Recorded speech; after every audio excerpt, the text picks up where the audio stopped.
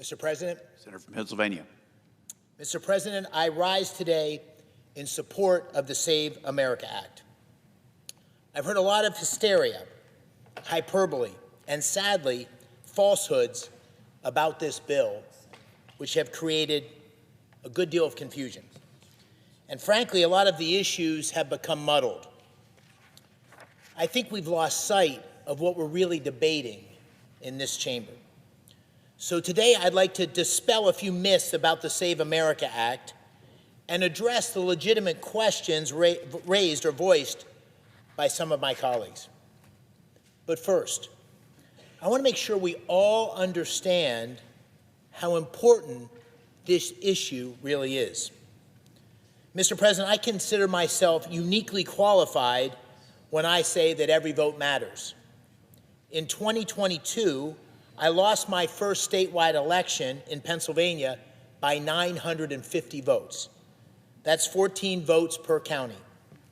I won my second election in 2024 by 15,000 votes of over 7 million cast. These incredibly narrow races, each of which had electoral issues of their own, show just how important it is that our elections run smoothly, fairly, and only legitimate votes are counted. And right now, we must not pretend that all elections in America meet this important standard. Just last year, in my home state of Pennsylvania, Chester County officials mistakenly omitted 70,000 third-party votes from the voter rolls. Registered voters were turned away at the polls, and an unknown number of unverified voters were cast regular ballots.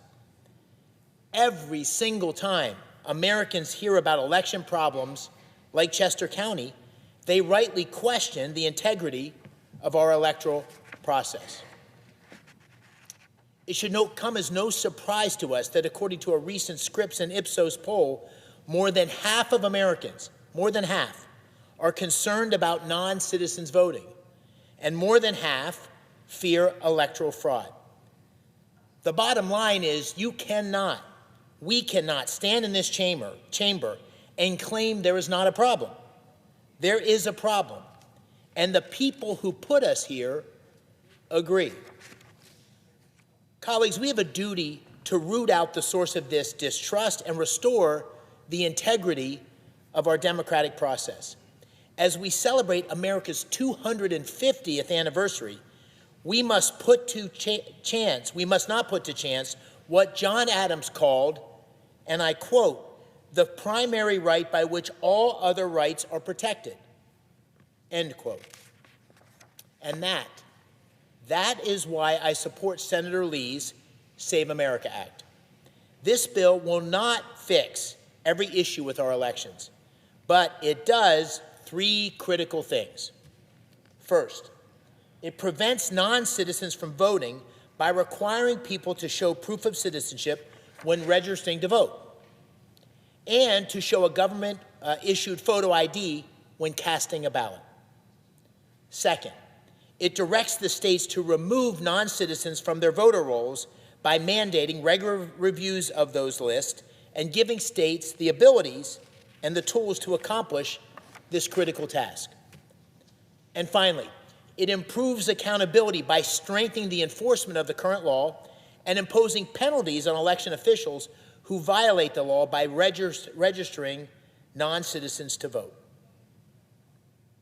Now, the requirements for voter ID and proof of citizenship in particular have been twisted and misrepresented. Let me set the record straight. Federal law mandates that only U.S. citizens may vote. However, under the Supreme Court's interpretation, voters are not required to show proof of citizenship. The risk is clear. According to the Department of Homeland Security, over 10 million illegal immigrants entered our country during the last administration, and a total of at least 22 million non-citizens reside in the United States. In 19 states, non-citizens can obtain a driver's license in some cases, that driver's license automatically registers them to vote. This is an unacceptable vulnerability in our election integrity. And for that reason, it's now incumbent on Congress to close the loophole. We must secure the fundamental principle that voting is a right reserved only for American citizens.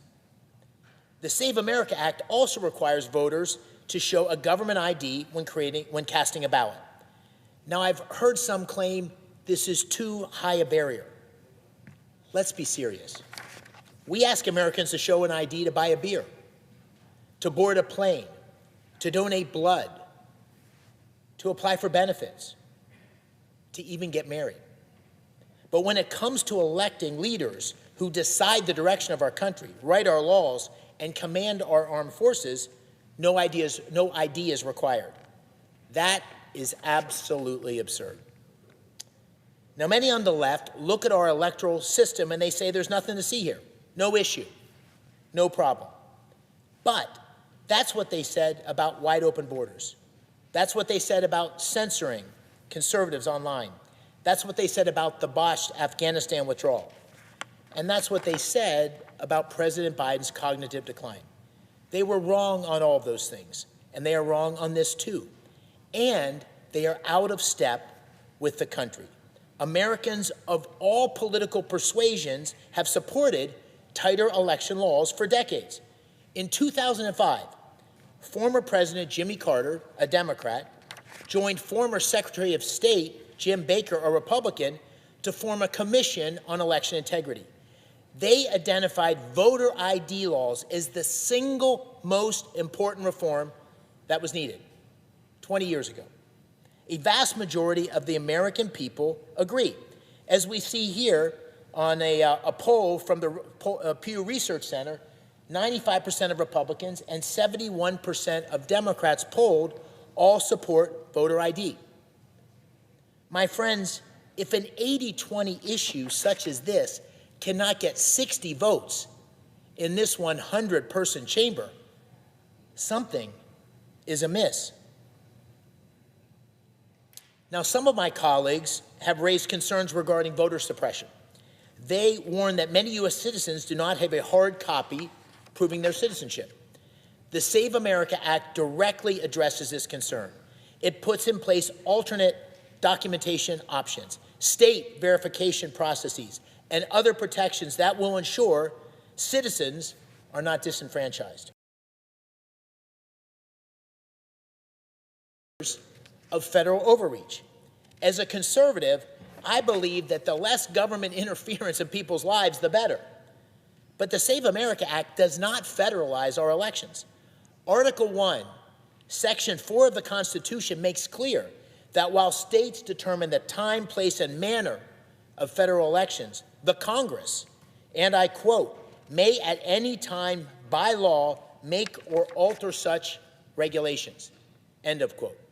That is, we in the Congress, in this body, have the constitutional authority to set certain rules of the road nationwide.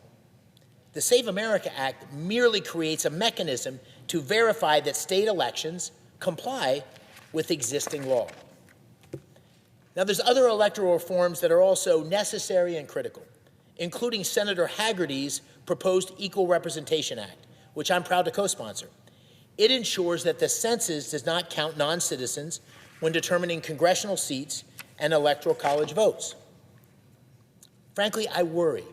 I worry that some on the left oppose the Save America Act simply because they want to cheat by allowing non-citizens to vote. But at the same time, and as always, for my Democratic colleagues in this body, in the Senate, who oppose this bill, I trust that they are acting in good faith. But I do ask them and all who oppose the Save America Act, regardless of party, to consider the extraordinary stakes. We have the opportunity in this Congress to remove deep vulnerabilities in our elections and restore America's trust in this core function of our republic. I can think of few things more important than that. And for that reason, I implore my colleagues on both sides of the aisle to join me in supporting the Save America Act. And if not, I respectfully challenge you to explain to the clear majority of your constituents why you believe our elections are not in desperate need of repair. I yield the floor.